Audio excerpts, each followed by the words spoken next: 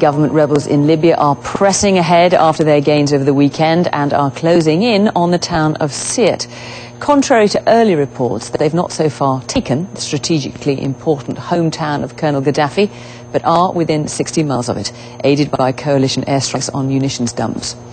The rebels have now retaken the towns they lost over the past week and are in control from Benghazi in the east to Ajdabia, Ras Lanuf and Bin Javad. And tonight they're advancing on Sirte, closer yet to the capital. Orla Guerin has our first report, tracking the rebels' progress.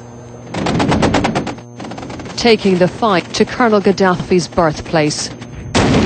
Rebels pounding targets near the town of Sirte. A victory here would have huge symbolic value. If the Libyan leader can't defend his hometown, how long can he defend his regime? Rebels said these were some of his supporters, mercenaries they claimed, sent to kill, but defeated by poorly armed volunteers. We found rebel fighters racing to the front line, and there was a clear message for the Libyan leader.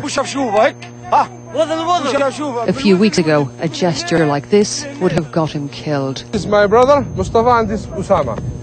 Along the way, we met this band of brothers and cousins, an extended family who said they were ready to fight and die together so their children could be free. Tomorrow, inshallah, I put this in had Gaddafi and kill him, inshallah. The rebels have been sweeping forward with relative ease. Many Gaddafi loyalists have opted to flee rather than fight because of the coalition airstrikes. They've been decisive. The rebels insist they're going to take this road all the way to Tripoli. But the closer they get to the capital, the more resistance they can expect to face. Up ahead in the distance, the next battleground. The rebel advance here is swift and steady for now. Already there was a victory dance, but these untrained fighters still have a long way to go before Tripoli will be in their sights. Orla Guerin's road to Sirte. The fuel dispense destroyed beyond repair. And someone had vandalized the cash register. The money was gone.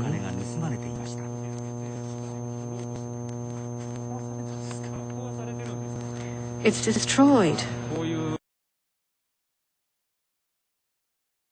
France, Britain and the United States launched airstrikes on Libyan government forces on Saturday.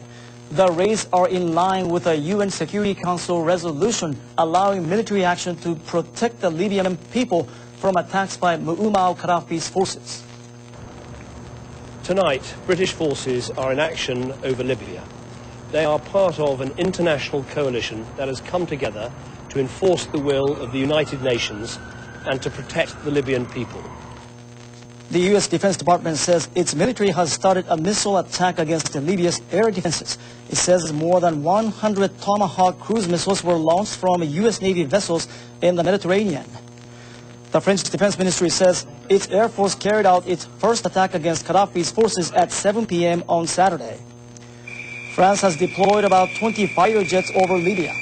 They have carried out airstrikes against government forces, apparently near Benghazi in the northeast of the country.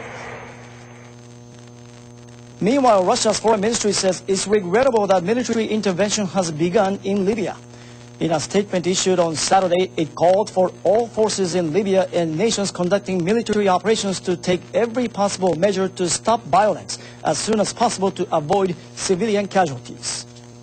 Авиация НАТО, а Альянс официально принял командование операции. В любой момент может снова начать бомбить столицу. Всю минувшую ночь Триполи содрогался от взрывов, как минимум 9 ударов. Под прикрытием авиации коалиции, расчищающей путь томагавками и уничтожающей танки армии Каддафи, повстанцы рвутся к столице.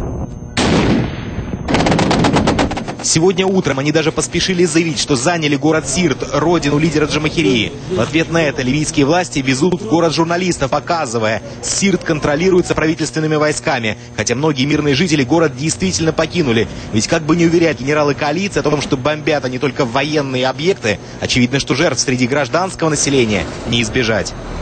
Мы с самого начала призываем остановить насилие. Мы единственная сторона в конфликте, которая предложила перемирие. Только мы призываем все стороны сесть за стол переговоров и решить конфликт мирным путем. В доказательство своих слов сторонники режима показывают больницы, десятки раненых и убитых.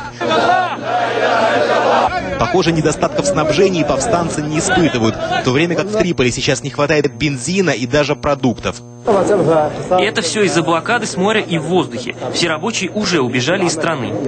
И эта блокада с каждым днем становится все жестче.